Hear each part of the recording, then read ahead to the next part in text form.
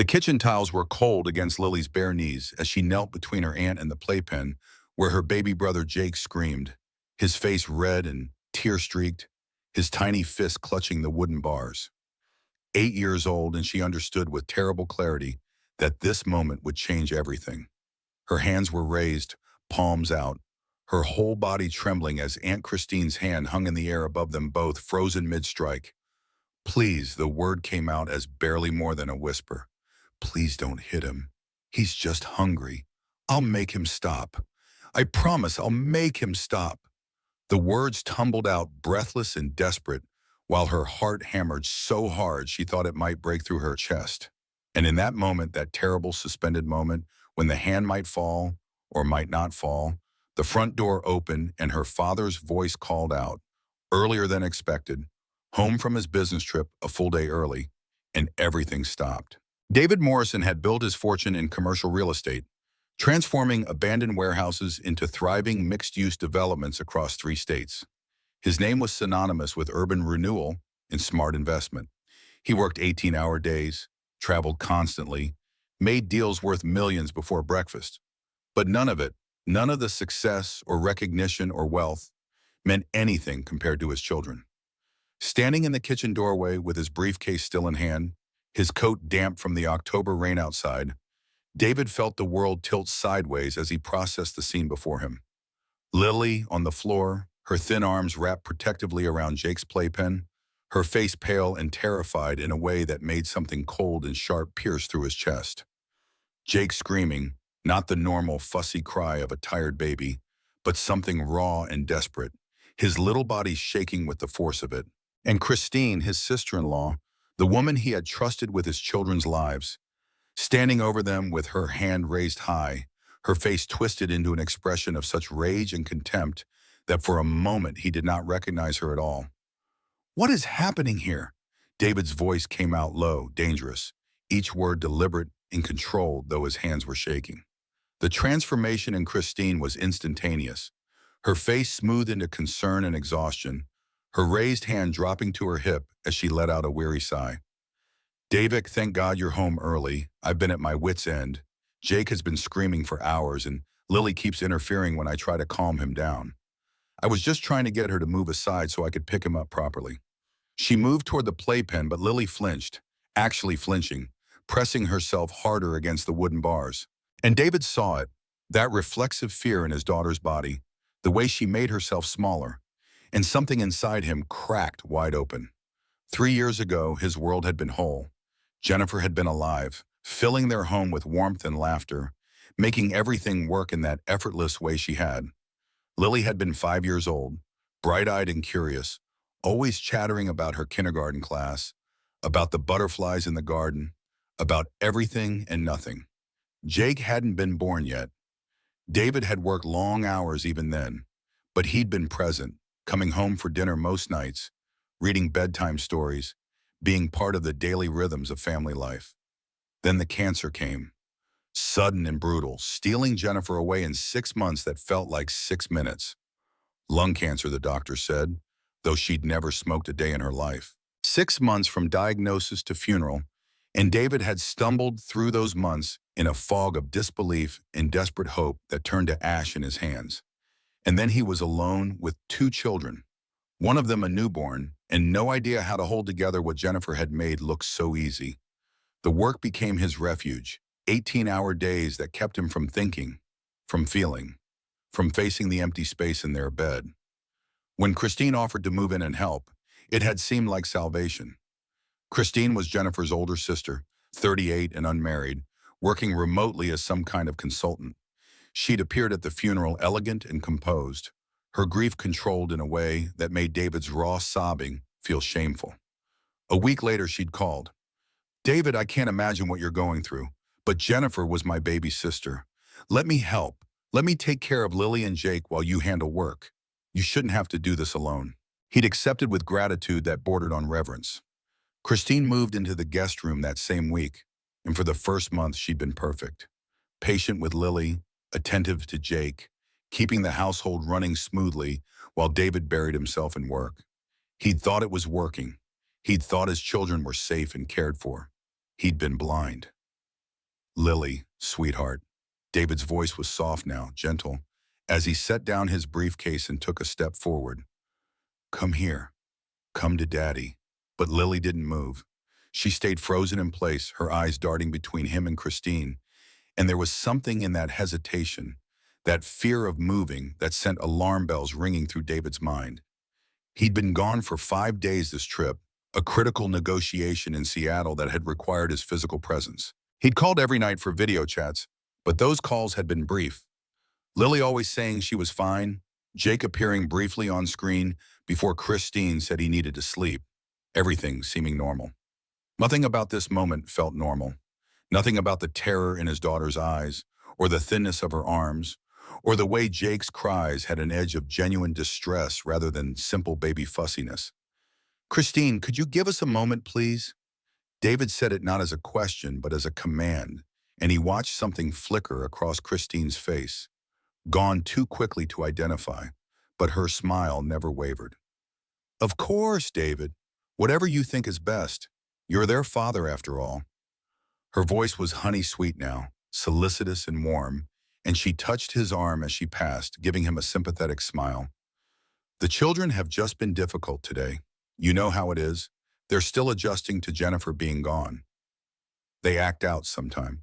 She left the kitchen, and David heard her footsteps heading down the hall toward her room.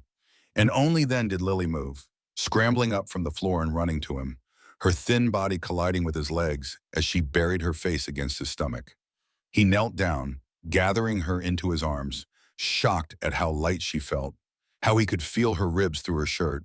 Jake's cries had subsided to hiccuping sobs now that Christine was gone, the baby's huge eyes fixed on David with an expression that seemed far too knowing for a 15-month-old. David lifted him from the playpen, and the weight of him, or rather the lack of weight, sent another spike of alarm through his chest. Jake clung to him with desperate strength, making small whimpering sounds, and his diaper sagged heavily, clearly unchanged for hours. Lily, baby, what's wrong? You can tell Daddy. I promise you're safe. David held Lily at arm's length, studying her face, noticing for the first time the shadows under her eyes, the chapped lips, the way her hair looked dull and uncombed. Her clothes hung loose on her small frame, and there was a yellowish bruise on her upper arm, half hidden by her sleeve. Nothing's wrong, Daddy. Everything's fine. Aunt Christine takes good care of us.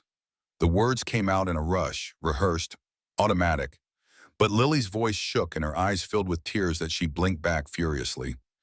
David's hands were gentle but firm as he pushed up her sleeve, revealing the full extent of the bruise, finger-shaped marks in shades of green and yellow that made his stomach turn. Sweetheart, I saw you on the floor. I saw Aunt Christine's hand raised. Were you protecting Jake? Was she going to hit him? Lily's whole body went rigid, her eyes widening with panic, and she shook her head violently. No, no, Daddy, you saw wrong. Aunt Christine would never. She's nice. She's so nice. She makes us dinner and reads us stories, and she loves us so much. The words tumbled out faster and faster, desperate and terrified. And David recognized it now, the speech of a child who has been coached, threatened, made to understand that telling the truth would bring consequences worse than staying silent. He pulled her close again, feeling her trembling against him, and over her head he looked at Jake in the playpen. The baby had quieted but was watching them with solemn eyes, and David noticed things he should have seen before, should have noticed on the video calls if he had been paying attention instead of just checking boxes. Jake's cheeks looked hollow. His onesie hung loose on his small frame. There was a redness around his wrists, like he had been gripping the playpen bars for a very long time. When did Jake last eat? David asked it quietly, still holding Lily against his chest, feeling the baby's rapid heartbeat against his own. Lily bit her lip, her eyes darting toward the kitchen doorway where Christine had disappeared. This morning, Aunt Christine gave him a bottle this morning. It was past 6 in the evening now, nearly 10 hours since morning, far too long for a baby Jake's age to go without food. David's jaw tightened as he moved to the refrigerator, opening it to find it well stocked with food, fresh vegetables, and meats, and everything needed to feed a family. No shortage of resources or supplies. He found formula and prepared a bottle with shaking hands, and when he gave it to Jake, the baby attacked it with desperate hunger. sucking so hard and fast that David had to pull it away briefly to keep him from choking. Lily, have you eaten today? He watched his daughter's face carefully as he asked, saw the way she wouldn't meet his eyes, the way her hand moved unconsciously to her stomach. Yes, Daddy, I had breakfast and lunch. But David went to this cabinet where he kept granola bars and handed her one, watching as she tore into it with barely controlled desperation, crumbs falling as she tried to eat slowly but couldn't quite manage it, hunger overriding caution. He let her eat, let Jake finish his bottle, and his mind was racing through the past months, re-examining every phone call and visit through this new lens of suspicion. The times Lily had seemed subdued on video, which he had attributed to grief. The way Jake always appeared briefly and then Christine would say he needed a nap. The excuses about why he couldn't visit the office anymore with David, Christine saying it disrupted his routine, that Lily had behavioral problems at school and needed consistency. He had trusted her, believed every word because she was Jennifer's sister, because she had stepped up when he needed help, because he had been drowning in work and grief and had needed someone to take the burden of daily childcare off his shoulders. The guilt was already starting to set in, cold and heavy in his stomach. But there wasn't time for that now. There would be time for guilt later, for self-recrimination and regret. Right now, his children needed him to be clear-headed and focused. Lily, listen to me carefully. I need you to be brave and tell me the truth. And I absolutely promise that nothing bad will happen to you if you tell me. Has Aunt Christine been hurting you or Jake? Lily's face crumpled, and she shook her head violently, backing away from him. No, Daddy. No, everything's good. We're happy. Aunt Christine is nice. Please don't be mad at her. Please don't send her away. We need her. The panic in her voice was palpable and real, but David understood now that it wasn't panic at the thought of falsely accusing Christine. It was panic at the thought of what Christine might do if Lily betrayed her. He pulled his daughter close again, his mind made up about one thing. Whatever was happening in this house, whether his fears were justified or paranoid, he was not leaving his children alone with Christine again. Not for a single moment until he understood what was really going on. Okay, baby. Okay, it's all right. David held her, stroking her hair, and his eyes moved around the kitchen, looking for he didn't know what. Clues, evidence, something to explain how he had let this happen. His gaze landed on the garbage can and something made him walk over to it, lift the lid.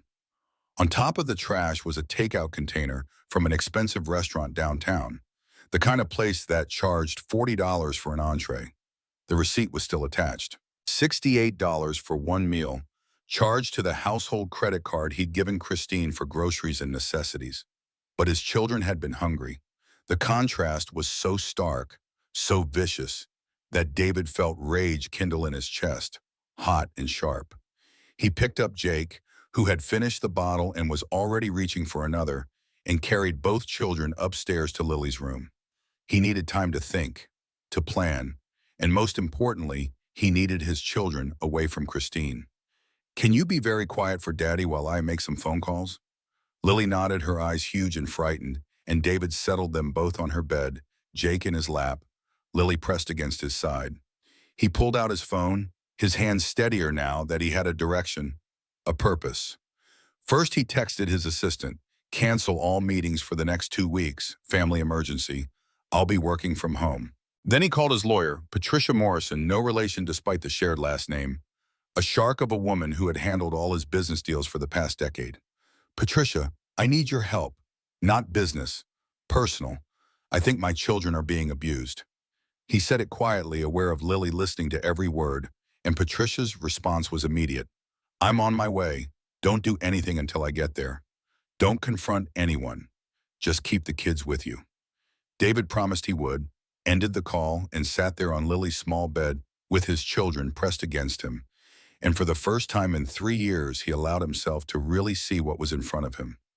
Lily was gaunt, her collarbones sharp beneath her shirt, her hair thin and brittle. There were bruises on her arms, on her legs, finger-shaped marks that spoke of gripping too hard, of violence barely contained. Jake was underweight, his developmental milestones almost certainly delayed, his eyes holding a wariness that no baby should have, and he had missed it.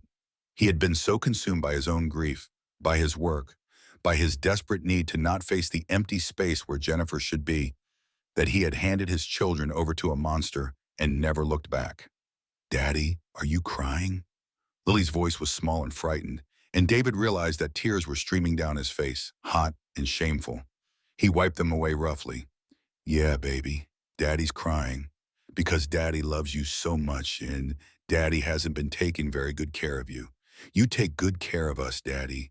You work hard so we have a nice house and food and everything." She said it earnestly, trying to comfort him, and that somehow made it worse. His 8-year-old daughter comforting him when he should have been protecting her all along. Working hard isn't enough, sweetheart. Being there is what matters. And Daddy hasn't been there. But that's going to change. Starting right now. He meant it with every fiber of his being. Whatever it took, whatever he had to do, he would make this right. He would protect his children. He would be the father they deserved. Downstairs, he heard the front door open and close. Patricia was here, and with her would come answers, action, justice. But first there was something he needed to do. He waited until he heard Patricia's voice calling his name. Then he carried Jake and led Lily downstairs. Patricia took one look at the children and her face went hard. "We need to talk. Now." They went into David's study, the only room in the house with a lock on the door, and David locked it behind them. Patricia was already on her phone, taking pictures of the bruises on Lily's arms, on Jake's legs, documentation that would matter later. Then she sat down across from David and pulled out a legal pad. "Tell me everything, from the beginning." So David told her about Jennifer's death, about Christine moving in, about the gradual withdrawal from his children's lives as work consumed him, about the video calls that had seemed normal, about the emails he now realized he'd never received from Lily's school, about coming home early and finding Lily on the floor, Christine's hand raised, the terror in his daughter's eyes. Patricia listened without interrupting, her pen moving across the legal pad in quick, efficient strokes. When he finished, she looked up and her eyes were fierce. "We document everything tonight. Every bruise, every sign of neglect. We photograph it all. Tomorrow morning we go to the police, to Child Protective Services. We file for an emergency protective order, and we make sure that woman never gets near these children again. What if she runs? What if she destroys evidence? She won't have the chance. I'm calling someone right now who can sit on this house tonight. Private security. Christine won't leave without us knowing about it." Patricia was already dialing, already mobilizing resources, and David felt some of the weight lift from his shoulders. He wasn't alone in this. He had help. But there was still something nagging at him. Something Christine had said on the phone earlier. Something about Friday being special. "Patricia, I think there's more going on here than just abuse. I think Christine might be planning something."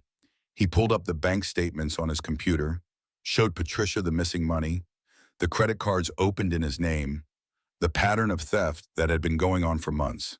Patricia's expression grew grimmer with each screen. "This isn't just abuse, David. This is fraud, possibly conspiracy. We need to move fast. Tonight," David decided. "We move tonight. I'm not waiting until morning. I can't risk it." Patricia nodded slowly, understanding the urgency in his voice, the fear that if they waited even a few hours, something terrible might happen. She made another call, this time to Detective Karen Hayes, someone Patricia had worked with on other cases, someone she trusted.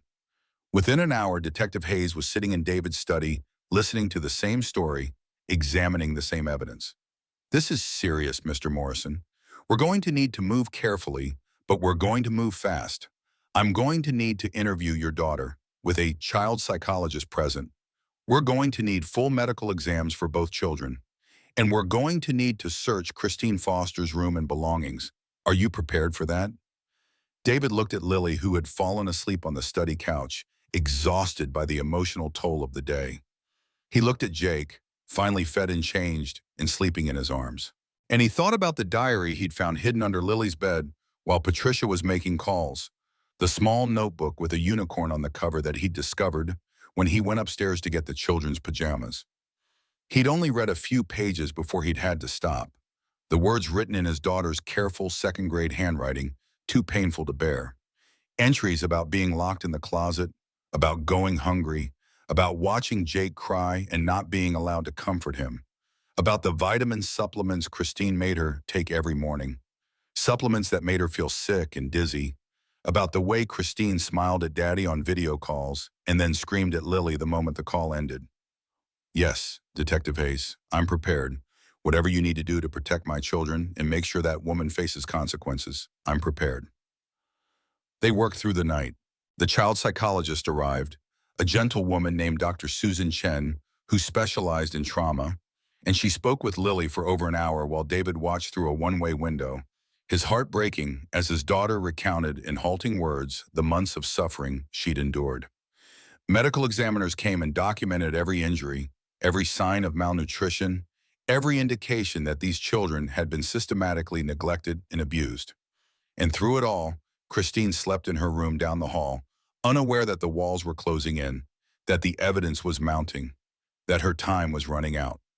It was 4 in the morning when Patricia finally came to David with the full picture.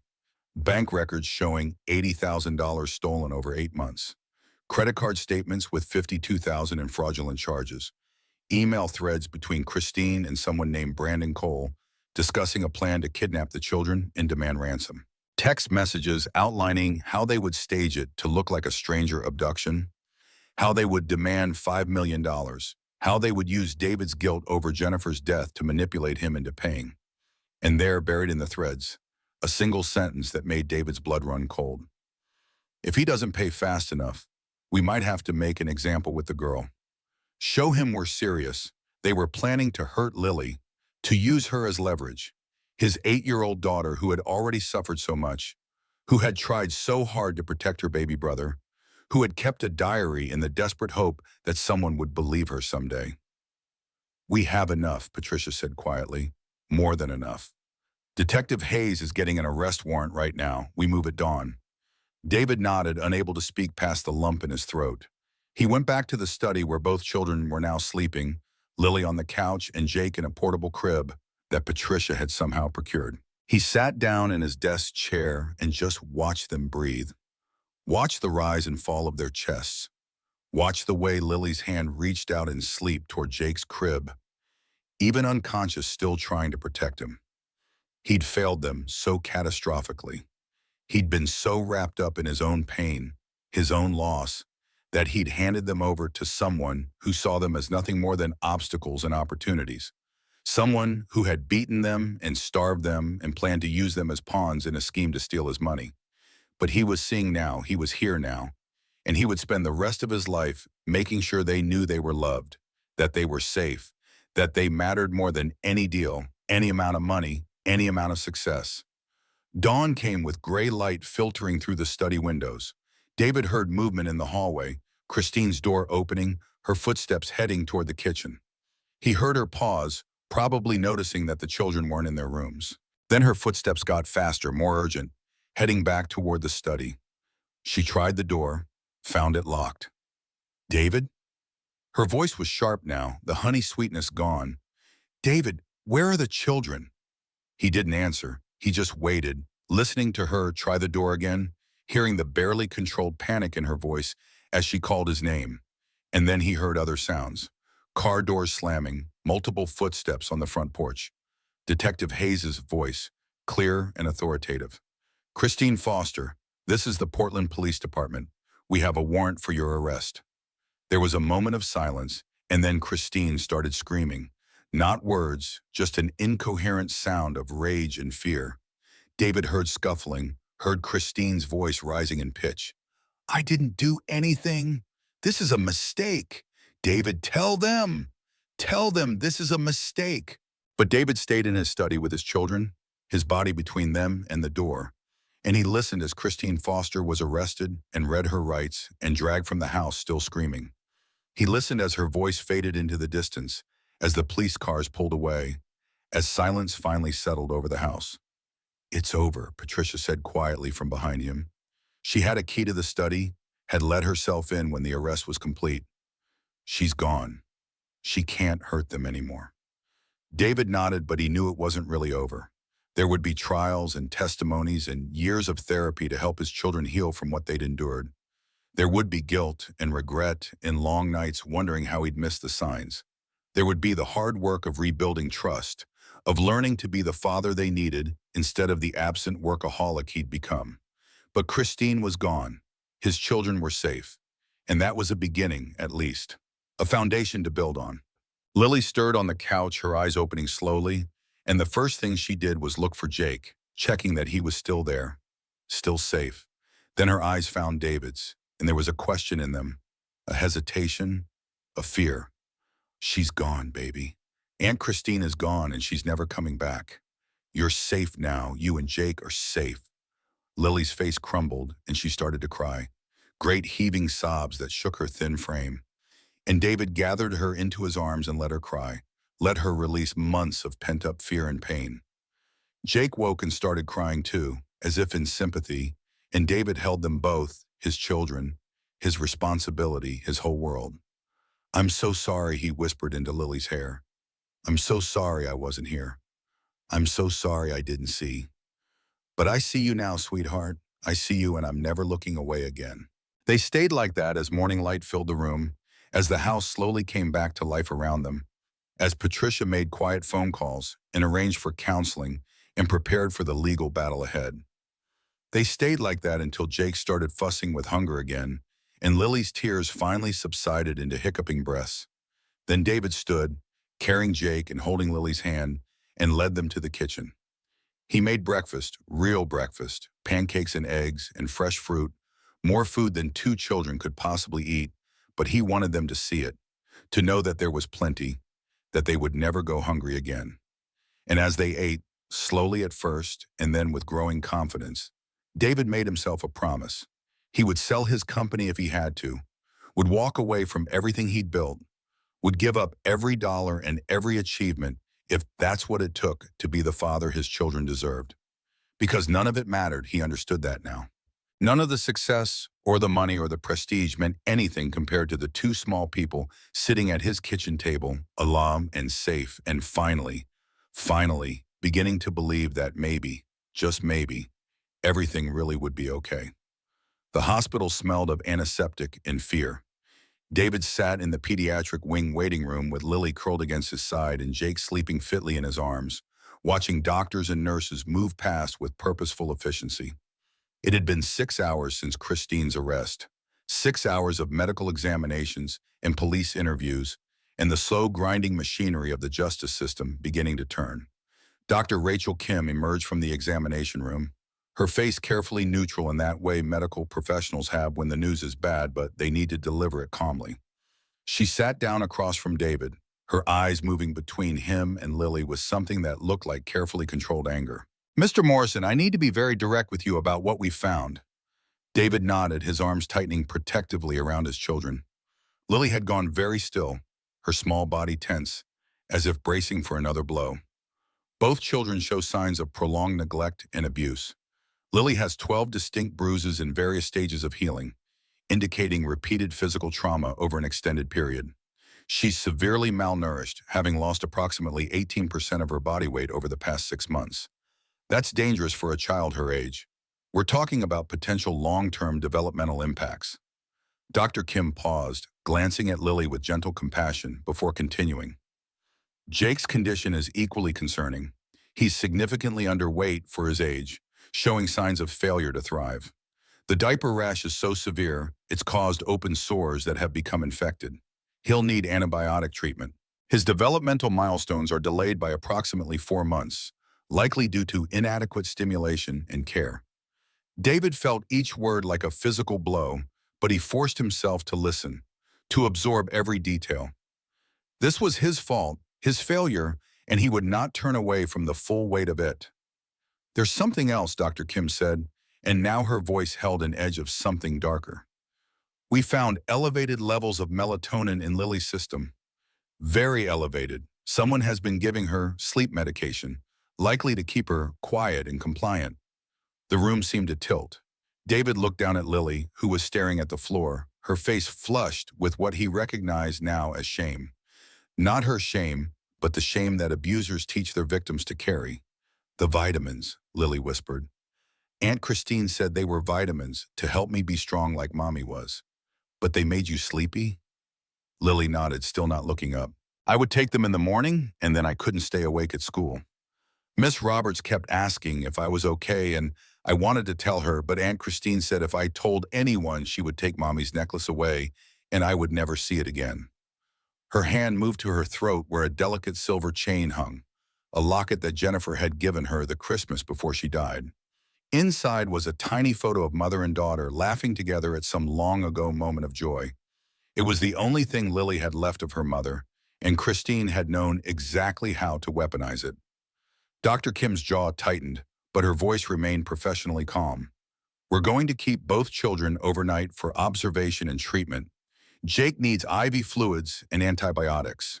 Lily needs nutritional support, and we want to make sure there are no other medical issues we've missed. Is that acceptable to you? David nodded immediately. Whatever they need, I'm not leaving them. We have a room where you can stay with them, and Detective Hayes has requested that we document everything thoroughly for the legal case. The legal case. The words felt both heavy and hopeful at once. There would be justice, at least the official kind.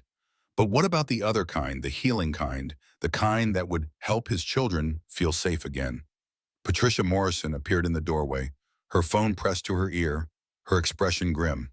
She finished her call and walked over, pulling David aside while a nurse began preparing Lily and Jake for their hospital stay.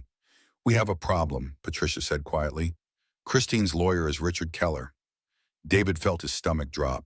Richard Keller was one of the best defense attorneys in the state, the kind of lawyer who specialized in defending the indefensible and somehow getting them acquitted. He was expensive, ruthlessly effective, and completely amoral. How can she afford Keller? With your money, Patricia said flatly. The credit card she opened in your name. She's already charged $30,000 to his retainer. She hired him 2 months ago, David. She's been planning for this. The implications settled over him like cold water. Christine hadn't just been abusing his children on impulse. She'd been systematic, calculating, preparing for the possibility of being caught, which meant she'd known exactly what she was doing, had weighed the risks and consequences, and had decided the potential payoff was worth it. What does this mean for the case? It means we need to be prepared for a fight. Keller will try to discredit Lily's testimony, claim she's been coached or is seeking attention. He'll paint you as the negligent parent who's looking for someone to blame.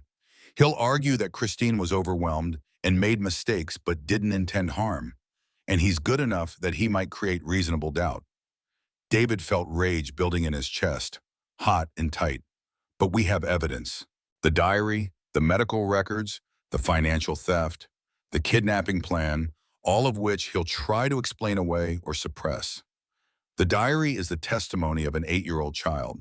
The medical records show injuries, but not who caused them. The financial theft is separate from the abuse charges, and the kidnapping plan involves Brandon Cole, who Keller will argue was manipulating Christine. Patricia put her hand on David's arm, her grip firm and grounding. We're going to win this, but it's going to be harder and longer than it should be. You need to prepare yourself for that, and you need to prepare Lily. The next 3 days passed in a blur of hospitals and police stations and lawyers' offices. David barely slept, subsisting on bad coffee and the occasional sandwich someone would thrust into his hands. He stayed with his children constantly, watching over them as they received treatment, as they slowly began to understand that they were truly safe, that Christine was not coming back. On the 4th day, Detective Hayes came to see him with news that made his blood run cold. We picked up Brandon Cole this morning. He's talking, trying to cut a deal. And Morrison, you need to hear what he's saying. They sat in a private conference room at the police station, David on one side of the table, Detective Hayes and Patricia on the other. Hayes pushed a transcript across the table. This is from Brandon's initial interview. Read the highlighted section. David's eyes scanned down the page until he found it. Detective, when did you and Christine Foster begin planning the kidnapping? Cole, about 6 months ago, right after her sister died. Christine called me, said she had an opportunity. She'd moved in with this rich guy to take care of his kids, and she figured she could get him to pay millions to get them back if we took them. Detective, was the abuse part of the plan? Cole, what abuse, Detective? Christine Foster physically and emotionally abused these children for 8 months. Cole, I didn't know about that. I swear I didn't know. She told me the kids were fine, that she was taking good care of them. She said the guy was never home, that he wouldn't even notice until we took them. I thought we were just going to grab them and ask for money, not hurt them. David looked up from the transcript, his hands shaking. He believes her. Brandon actually believes Christine was taking care of them. Which tells us something important, Patricia said. Christine is an extremely convincing liar. She fooled you, she fooled Brandon, she fooled the children's teachers for months. This is not someone who acts on impulse. This is someone who plans and manipulates and covers her tracks. The investigation spread outward like ripples in water. Detective Hayes pulled Christine's phone records and found hundreds of calls to Brandon over the past 6 months. Texts discussing everything from the kidnapping timeline to which offshore accounts they would use to hide the ransom money. She contacted Christine's previous employers and found a pattern of financial irregularities. Jobs that ended suddenly with accusations of theft that were settled quietly to avoid publicity. Most damning of all, she tracked down Christine's ex-husband, a man named Robert Chen, who lived in San Francisco and wanted nothing to do with his former wife. She took me for everything, Robert told Detective Hayes over the phone, his voice bitter with old anger. We were married for 3 years, and in that time she opened credit cards in my name, forged my signature on a second mortgage, emptied our joint savings account. By the time I figured it out, she'd stolen over $100,000. I filed for divorce and tried to press charges, but she'd covered her tracks well enough that the DA said it would be hard to prove. So I just walked away, counted myself lucky to be rid of her. Did she ever mention her family? Her sister Jennifer?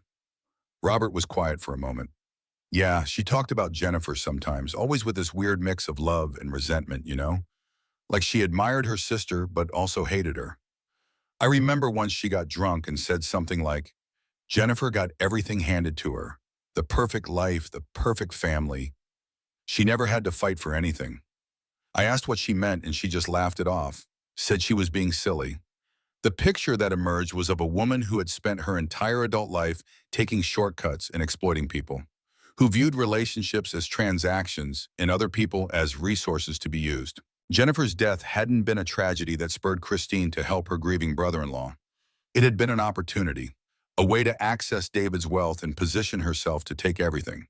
While Detective Hayes built the criminal case, Patricia worked on the civil side.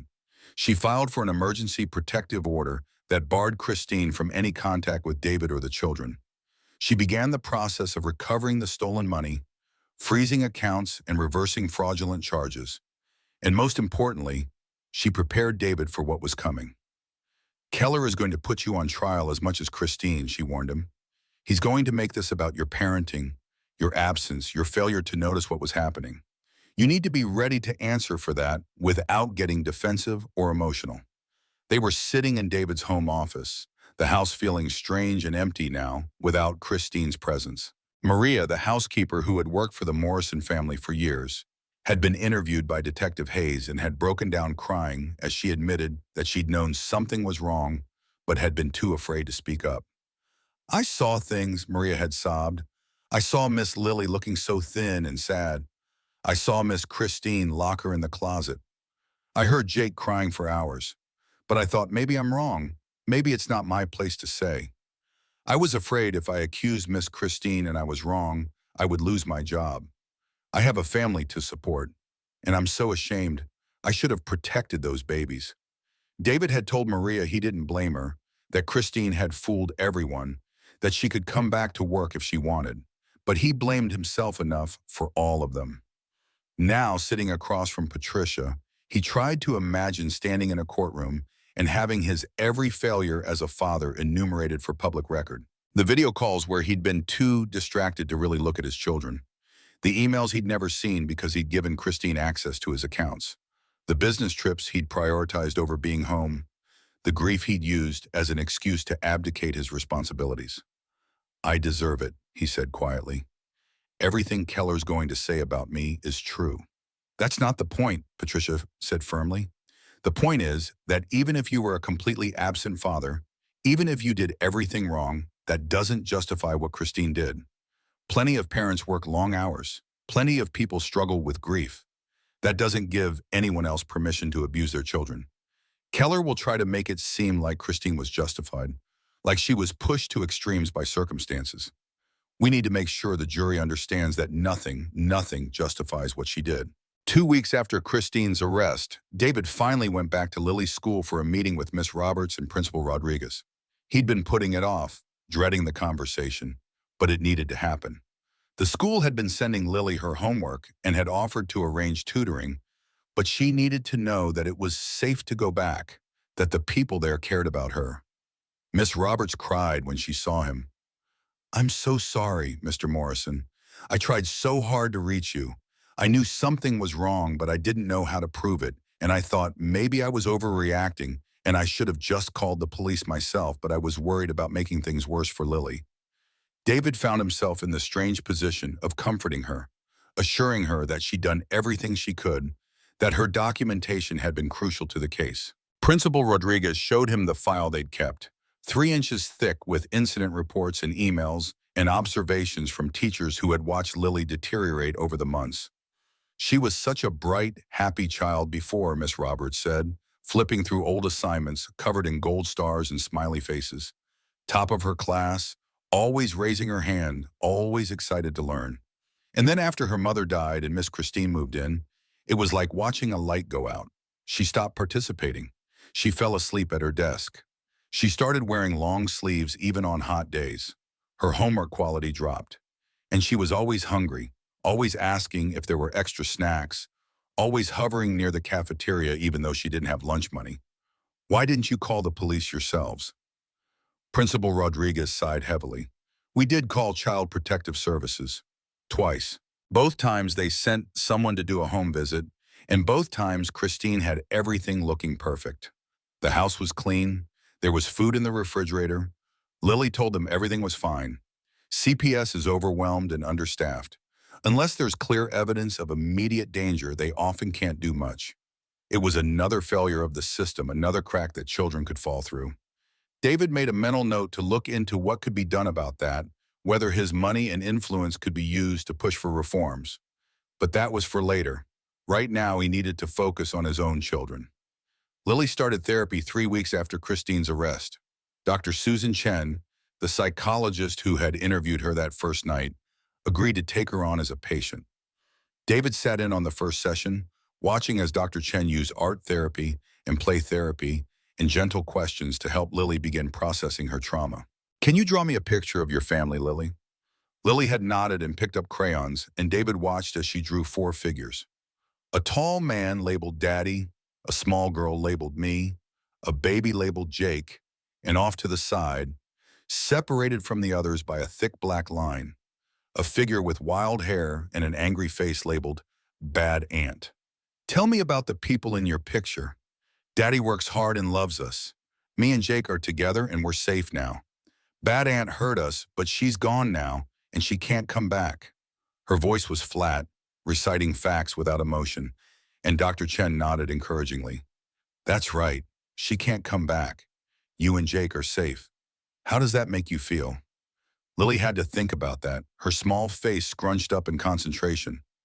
Scared still, because what if she does come back? What if she tricks everyone again? "It was a reasonable fear," Dr. Chen explained to David after the session. "Lily's trust in adults has been severely damaged. She trusted Christine and Christine hurt her. In her mind, if adults can be that two-faced, how can she trust anyone? You're going to need to be extremely consistent and patient. Keep your promises, even small ones. Be where you say you'll be when you say you'll be there. Over time, she'll learn that you're different, that you're reliable." David took the advice to heart. He restructured his entire life around his children's needs. He promoted his chief operating officer to run the day-to-day operations of his company and moved himself into a purely strategic role that could be done mostly from home. He arranged his schedule around Lily's therapy appointments and Jake's pediatrician visits. He learned to cook proper meals, reading recipes and watching cooking videos late at night after the children were asleep. Every morning he made breakfast and sat with Lily and Jake while they ate. Every evening he made dinner and they ate together at the kitchen table with no phones allowed. He read bedtime stories and sang lullabies and sat beside Lily's bed until she fell asleep because she was still afraid of the dark, still had nightmares about being locked in the closet. Slowly, incrementally, he began to see small changes. Lily started smiling more. Small tentative smiles at first, but gradually becoming more frequent and genuine. She started asking questions about his day, volunteering information about hers. She started to gain weight, her face filling out, her arms losing that skeletal quality that had haunted him. Jake's progress was more dramatic. With proper nutrition and medical care, he began catching up on his developmental milestones. At 18 months, he took his first steps. Later than normal, but still a triumph that had David calling everyone he knew to share the news. He started babbling more, beginning to form words, reaching for David when he wanted to be held instead of that desperate clinging that had characterized his behavior before.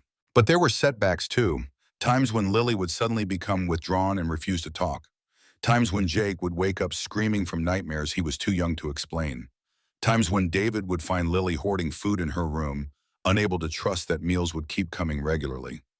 Dr. Chen said all of this was normal, that trauma recovery wasn't linear, that there would be good days and bad days. 4 months after Christine's arrest, David received notice that the trial date had been set. 6 weeks from now, he would have to take his daughter into a courtroom and have her relive her trauma for a jury of strangers. Patricia tried to prepare him for what it would be like.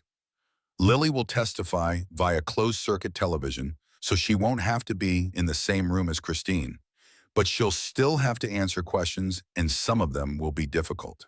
Keller will try to be gentle because coming across as bullying a child victim would backfire spectacularly, but he's still going to try to create doubt. He'll ask about times Lily might have misunderstood something Christine said or did. He'll ask about whether you or anyone else suggested what she should say. He'll try to make it seem like her memories might be unreliable. Can I be there when she testifies? You can watch from the courtroom, but you can't be in the room with her. The court wants to make sure her testimony is hers and not influenced by your presence. It felt wrong on every level. Lily had been through so much, and now she would have to be brave one more time, would have to stand up and tell her story knowing that people might not believe her. But it was necessary. Without her testimony, much of the case would come down to circumstantial evidence and expert witnesses. Lily's voice, her truth, was essential. David spent hours preparing her, working with Dr. Chen to help her understand what would happen and why it mattered. They practiced with gentle questions, building her confidence, teaching her that it was okay to say she didn't remember something or didn't understand a question. They reminded her over and over that none of this was her fault, that she was being brave and strong, and that her story mattered. The night before the trial started, David couldn't sleep. He stood in the doorway of Lily's room, watching her sleep, her arms stretched out toward Jake's crib in that protective gesture that still appeared every night. She looked so small and fragile, too young to carry the weight that had been placed on her shoulders. But she wasn't fragile, he realized. She was one of the strongest people he'd ever known. She had survived 8 months of systematic abuse. She had protected her baby brother as best she could. She had kept a diary in the hope that someone would believe her. She had found the courage to tell the truth when it mattered most. His daughter was a survivor, and tomorrow she would show everyone just how strong she really was. The Morrison family would face the trial together, and whatever came after, they would face that together too. Because David had learned the hardest lesson of his life. Work could wait. Money didn't matter. Success and achievement, and all the things he'd thought were important, paled into insignificance beside the two small people sleeping in this house. His children were everything, and he would never, never forget that again. The courtroom felt too large and too cold, designed for gravitas and intimidation rather than comfort. David sat in the front row behind the prosecution table, his hands clasped so tightly his knuckles had gone white. Patricia Morrison sat beside him, her legal pad covered in notes, her expression focused and fierce. Across the aisle, Christine sat at the defense table beside Richard Keller, her orange jumpsuit a stark contrast to the expensive suit she would have chosen if given the choice. David had not looked directly at her since entering the room. He could not trust himself to look at her without letting the rage show, without standing up and demanding to know how she could have done what she did to two innocent children who had already lost so much. But he could feel her presence like a dark weight, could sense the way she held herself with that same careful composure she'd maintained throughout everything. All rise. Judge Margaret Stevens entered, a woman in her early 60s with steel gray hair and a reputation for running her courtroom with absolute authority. She had been a prosecutor herself for 20 years before being appointed to the bench, and Patricia had assured David that having Stevens assigned to the case was a stroke of good fortune. She had no patience for child abusers and even less patience for defense attorneys who tried to blame victims. The jury filed in, 12 ordinary citizens who would decide Christine's fate. David studied their faces, trying to read something in their expressions, but they were carefully neutral, having been instructed not to form opinions until they had heard all the evidence. Amanda Foster, the lead prosecutor, stood to give her opening statement. She was a woman in her 40s with dark hair pulled back severely and eyes that could cut through steel. Patricia had worked with her before and trusted her completely. Ladies and gentlemen of the jury, this is a case about betrayal of the worst kind. A woman who took advantage of a grieving family, who exploited her position of trust to abuse children who had already lost their mother, who saw vulnerable victims and decided they were opportunities for profit and cruelty. Amanda's voice was measured, but the fury underneath was unmistakable. She walked the jury through the timeline, from Jennifer's death to Christine moving in, from the first signs of abuse to the discovery of the kidnapping plot. She introduced the evidence piece by piece: the diary, the medical records, the financial theft, the communications with Brandon Cole. The evidence will show beyond any reasonable doubt that Christine Foster systematically starved, beat, and terrorized two small children over the course of 8 months, that she stole nearly $80,000 from their father while he worked to support the family, that she planned to kidnap these children and hold them for ransom when her crimes were discovered. The evidence will show that she is guilty of every charge brought against her, and we will ask you to hold her accountable for the suffering she caused. Richard Keller's opening statement was predictably different. He painted Christine as a woman who had sacrificed everything to help her grieving brother-in-law, who had been overwhelmed by the responsibility of caring for two traumatized children, who had made mistakes born of stress and exhaustion rather than malice. My client is not a monster. She is a woman who stepped up when her family needed her, who gave up her own life and career to help David Morrison during the darkest time of his life. Were there moments when she lost her temper? Yes. Were there times when she made poor decisions about discipline? Perhaps, but this was not abuse. This was a struggling caregiver pushed beyond her limits by circumstances beyond her control and by a father who was never home, who left all the burden of childcare on her shoulders while he focused on his business empire.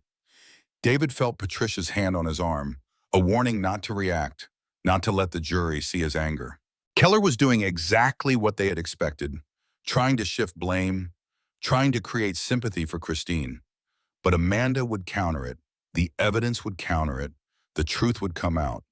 The first week of trial was methodical and damning. Amanda called witness after witness, building the case brick by brick. Miss Roberts testified about watching Lily deteriorate over the school year, about the emails that went unanswered, about finding the little girl asleep at her desk day after day. Principal Rodriguez presented the thick file of documentation, emails, and incident reports and observations that painted a clear picture of a child in crisis. The school nurse described the bruises she had documented, the weight loss, the signs of malnutrition. Dr. Rachel Kim walked the jury through the medical findings, explaining in clinical terms what prolonged neglect does to a child's development, how hunger and isolation and lack of stimulation can cause lasting damage. She showed photographs of Jake's condition when he arrived at the hospital, images that made several jurors wince and look away. Maria took the stand on the third day, her voice shaking with emotion as she described the things she had witnessed. Hearing Lily cry from inside the locked closet, finding meals she had prepared for the children thrown away, while Christine ate takeout from expensive restaurants. Seeing Jake left alone in his playpen for hours, his diaper unchanged, his cries ignored. "I should have spoken sooner," Maria said, tears streaming down her weathered face. "I was afraid, but my fear was nothing compared to what those babies suffered. I will regret my silence for the rest of my life."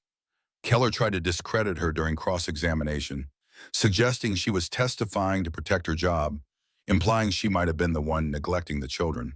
But Maria held firm, her guilt evident, but so was her honesty, And David could see the jury responding to her obvious remorse and determination to tell the truth now, even though she had failed to before. Detective Karen Hayes walked the jury through the financial evidence, showing how Christine had systematically stolen money, opened fraudulent credit cards, made luxury purchases while the children under her care went hungry. She presented the emails and text messages between Christine and Brandon Cole, their kidnapping plan laid out in meticulous detail. They were planning to take the children on a Friday afternoon when Mr. Morrison would typically be traveling for business. They had purchased plane tickets to Mexico for that evening. They had rented a storage unit containing rope, duct tape, and other materials for restraining the children.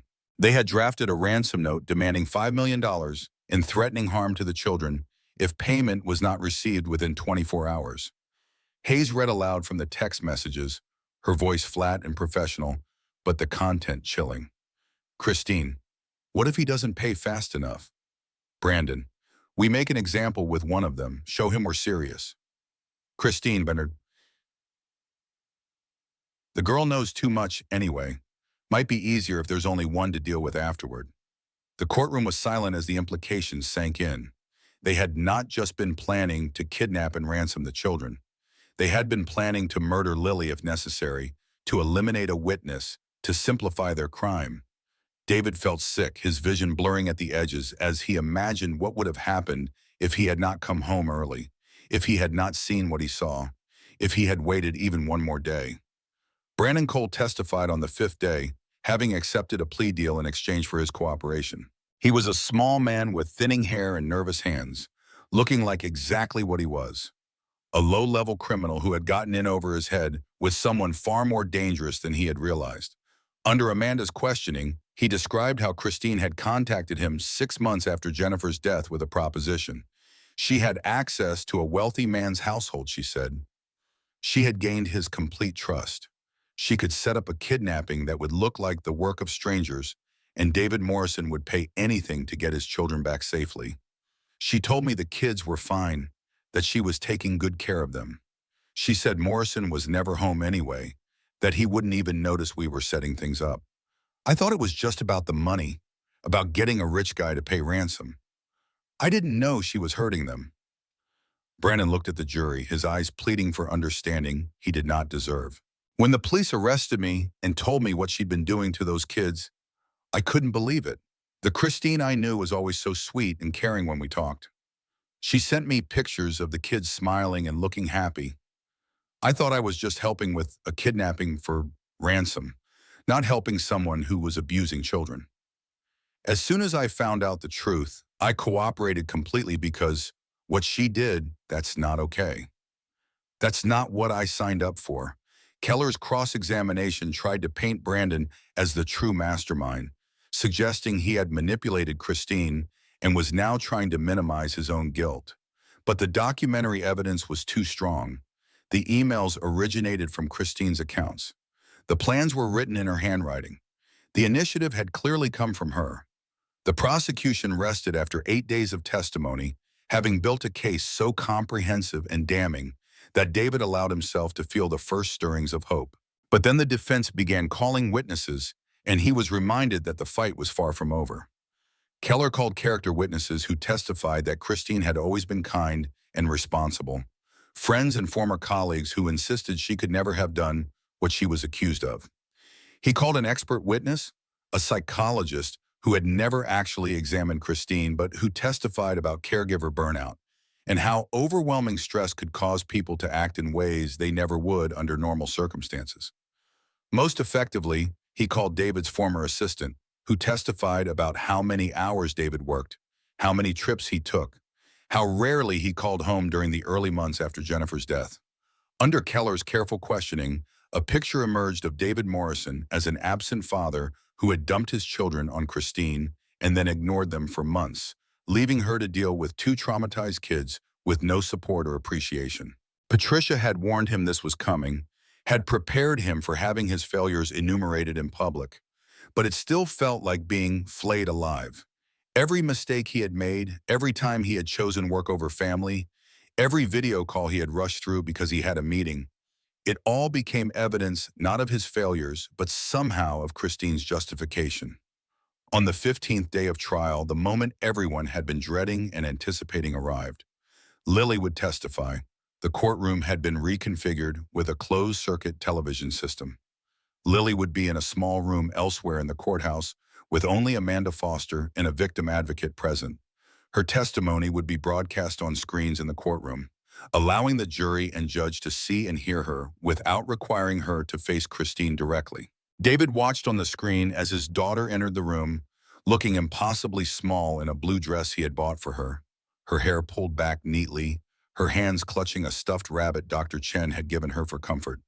She sat in a chair that seemed too large for her feet dangling several inches above the floor.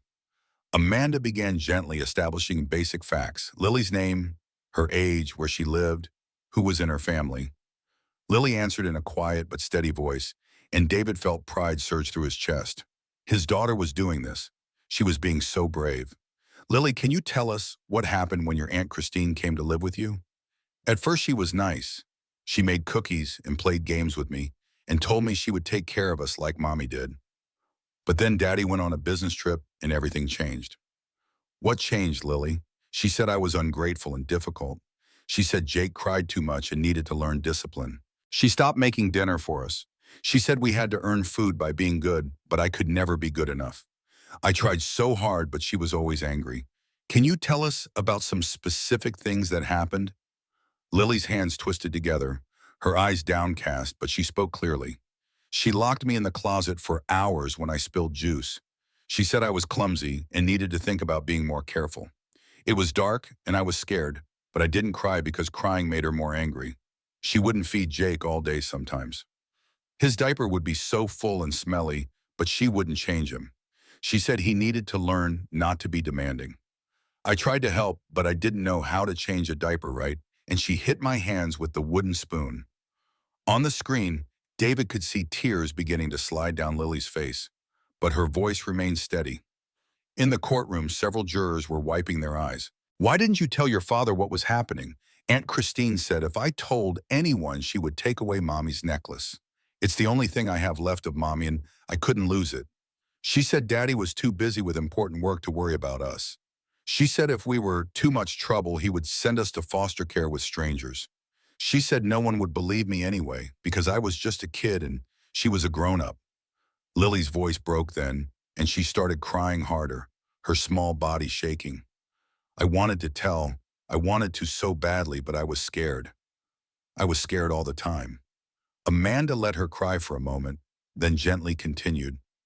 Lily, you kept a diary. Can you tell us why? Because I thought maybe someday someone would find it and believe me. I thought if I wrote it down, it would be proof, like evidence, like on TV shows. She showed Lily the diary, asked her to identify it, then read aloud from several entries. With each entry, the picture became clearer and more horrible. A child documenting her own suffering with heartbreaking diligence, holding on to the belief that truth mattered, that someone would eventually care. The last entry was from 2 days before David came home. Daddy calls tonight. Aunt Christine practiced with me what to say. I have to smile and tell him everything is wonderful, or she says she'll take away Mommy's necklace. I can't lose it. I can't. So I'll lie and smile and pretend we're happy. Daddy is so busy and important. He doesn't have time to worry about us. Aunt Christine says he only keeps us because he has to, that we're burdens he got stuck with when Mommy died. David had to leave the courtroom then, unable to bear hearing his daughter's belief that he didn't want her, that she was a burden. Patricia found him in the hallway, his back against the wall, breathing hard. She's almost done. You need to be there when she finishes. He nodded and followed Patricia back in, taking his seat just as Amanda asked the final question. Lily, do you know your father loves you? Lily looked directly into the camera, and it felt like she was looking right at David. I know now. I didn't know for a long time, but I know now. The defense's cross-examination was brief. Keller knew better than to hammer too hard at a child victim, knew it would backfire spectacularly with the jury. He asked a few gentle questions about whether Lily might have misunderstood Christine's intentions, whether her memory might be confused, whether anyone had told her what to say. Lily answered each question with simple directness that was far more compelling than any coach testimony could have been. No, sir. I remember what happened. Nobody told me what to say. I'm just telling the truth. When she was finally done, when the screens went dark and Lily was released from that small room, David met her in the hallway outside.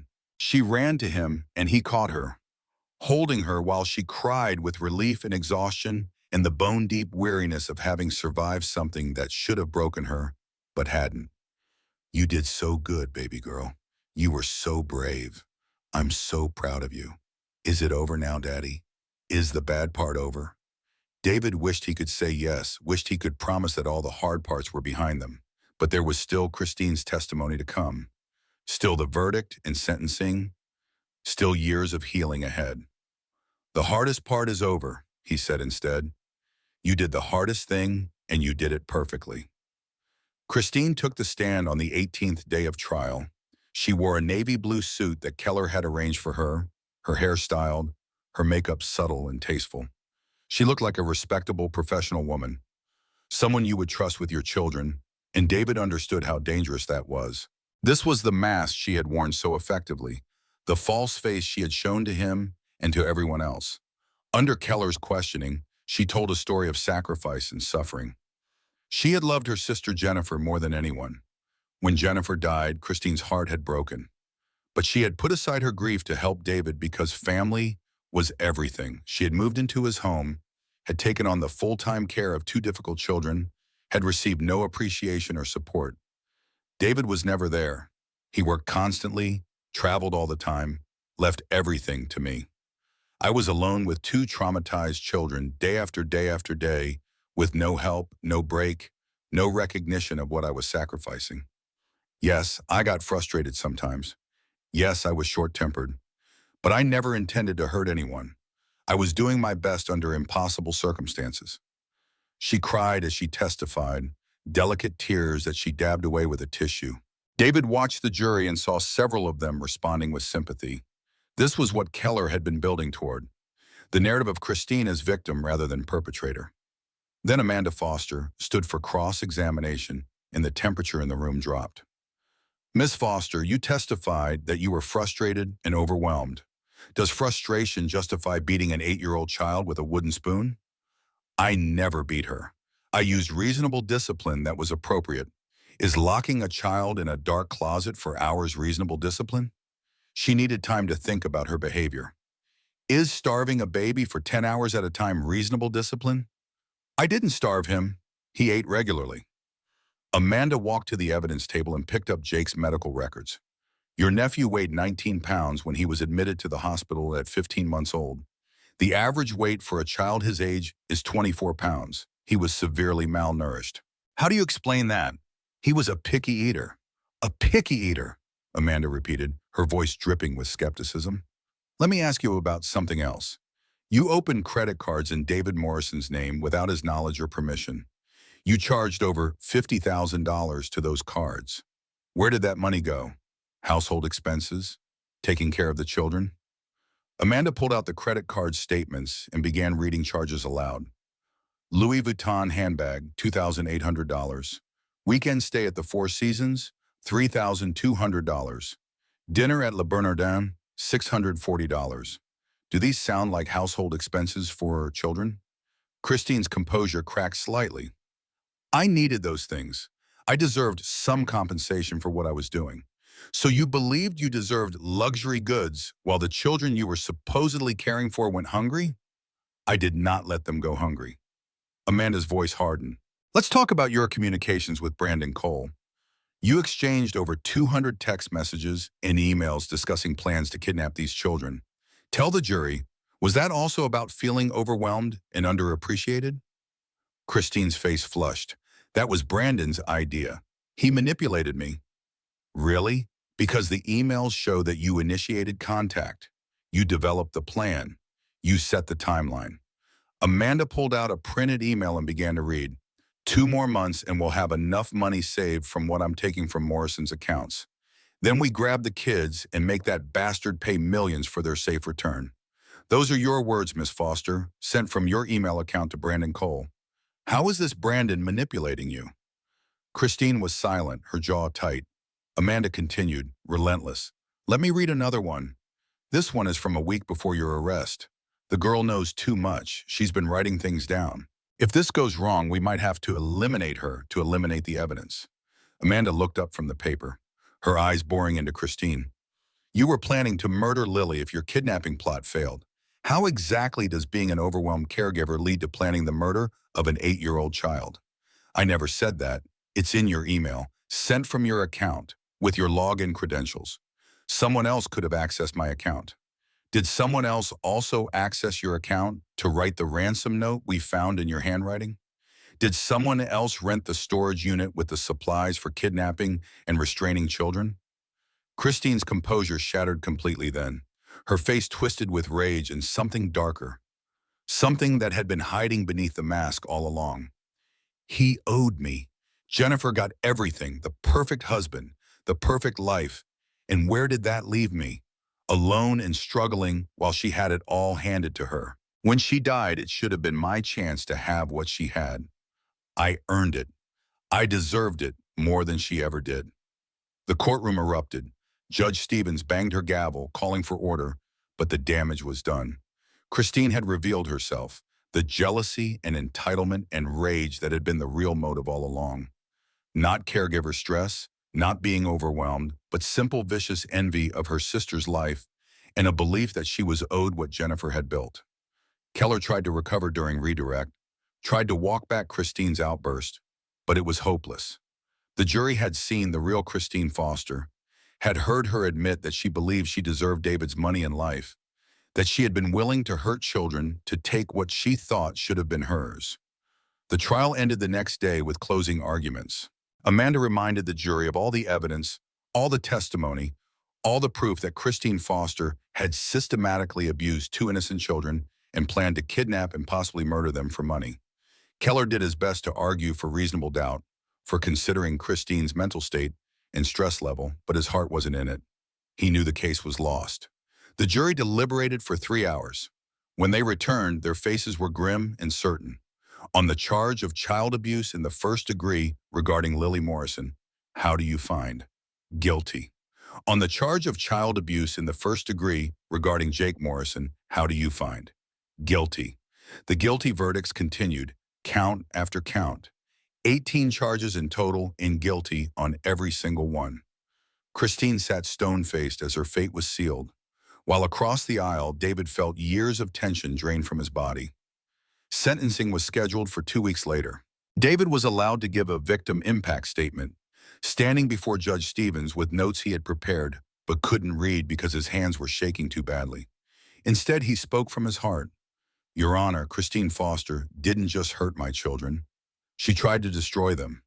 She took children who had already lost their mother and she broke them further, systematically, deliberately, over months. My daughter is afraid of the dark now, afraid of being alone, afraid that I'll leave and never come back. My son doesn't speak yet at nearly 2 years old because he learned that crying brought punishment instead of comfort. These are wounds that may never fully heal. My children will carry the scars of what she did for the rest of their lives.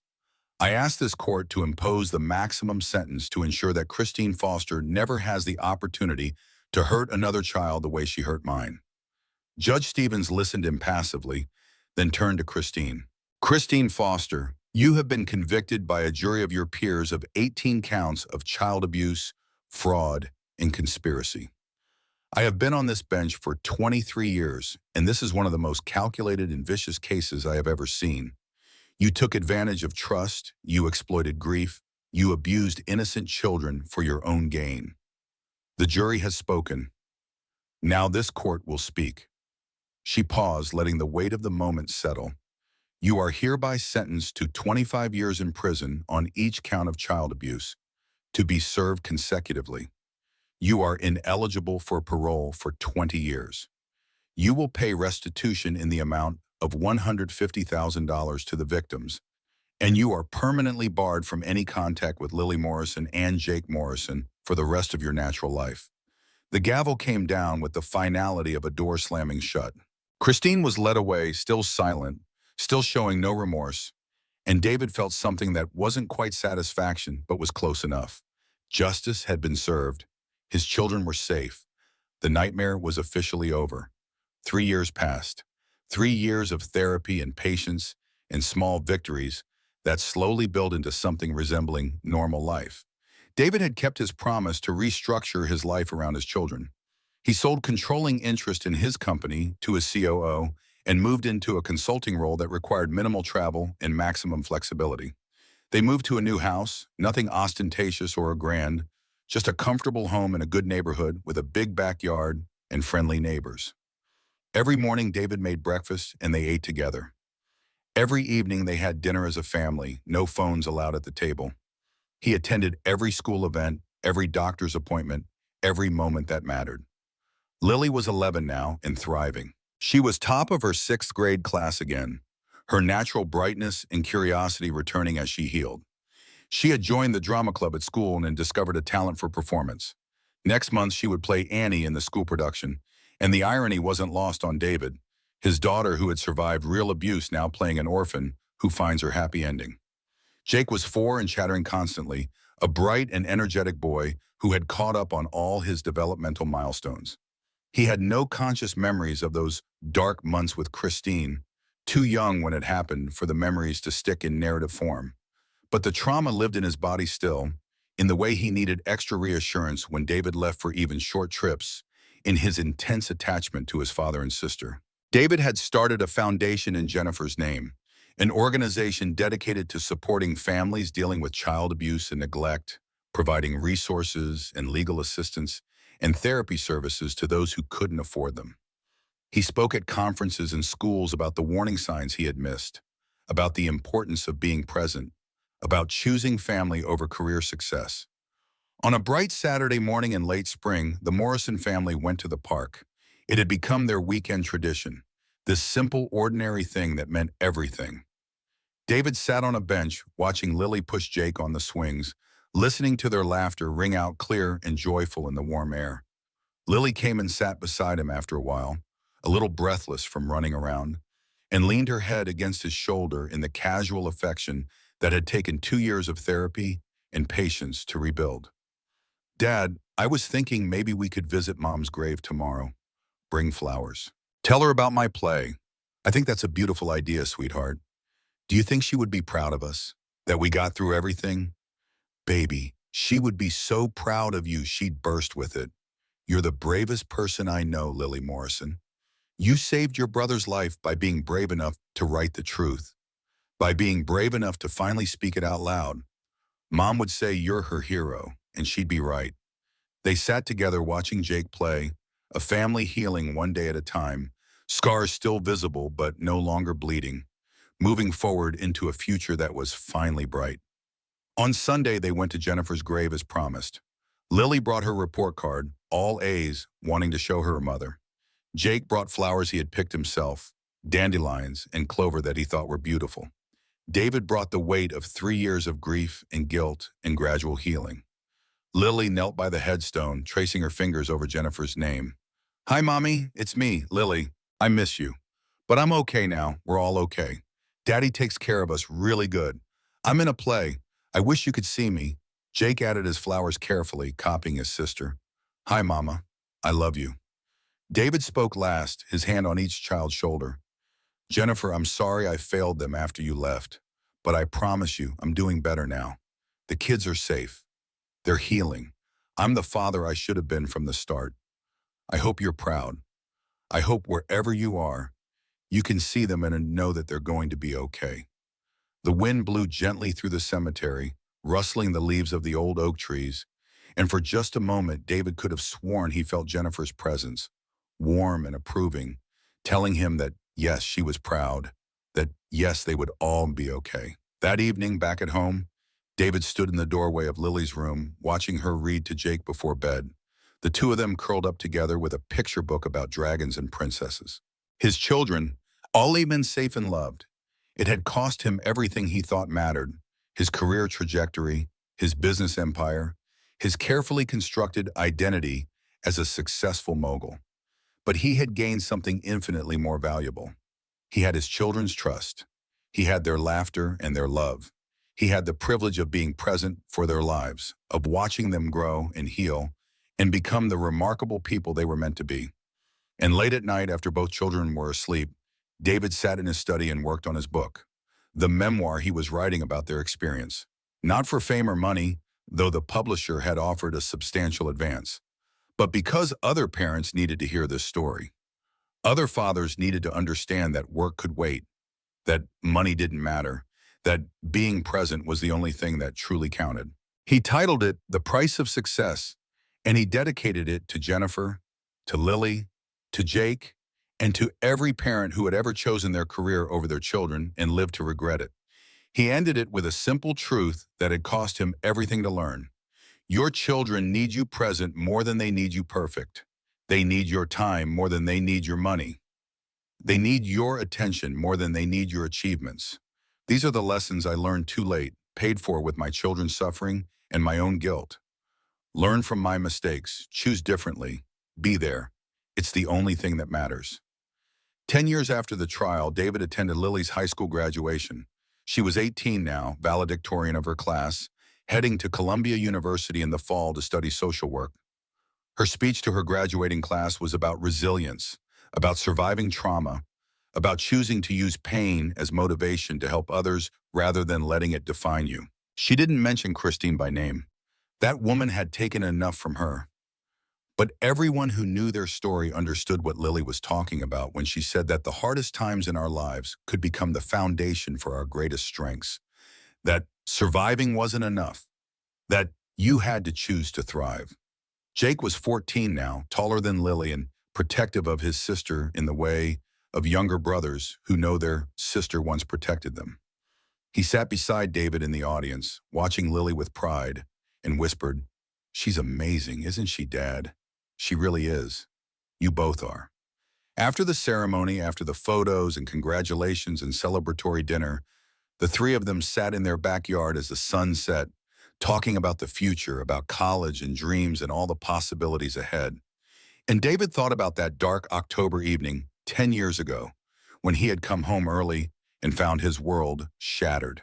He thought about the journey from that moment to this one, about all the therapy sessions and legal battles and late-night conversations and small victories. He thought about Christine Foster, still in prison with 10 years left on her sentence. He thought about Brandon Cole, released after 7 years for his cooperation and now working for the Morrison Foundation in IT security, a man who had been given a second chance and was determined to use it well. Most of all, he thought about his children, these two remarkable human beings who had survived the unsurvivable and come out stronger, who had every reason to be broken but had chosen instead to heal, who had taken the worst thing that ever happened to them and used it as fuel to become who they were meant to be. "You know what I'm grateful for?" Lily said quietly, looking up at the stars beginning to appear in the darkening sky. "I'm grateful that we didn't just survive. We actually lived. We made something good from something terrible. And now I get to help other kids do the same thing." "That's your mother in you," David said. "That strength, that compassion. She would be so incredibly proud." And as the night deepened and his children sat beside him safe and whole and looking toward the future with hope instead of fear, David Morrison understood that this was what redemption looked like. Not erasing the past or undoing the damage, but moving forward together, choosing love over guilt, choosing presence over perfection, choosing every single day to be the father his children deserved. The journey wasn't over. Healing was never finished. But they were together, and that was everything.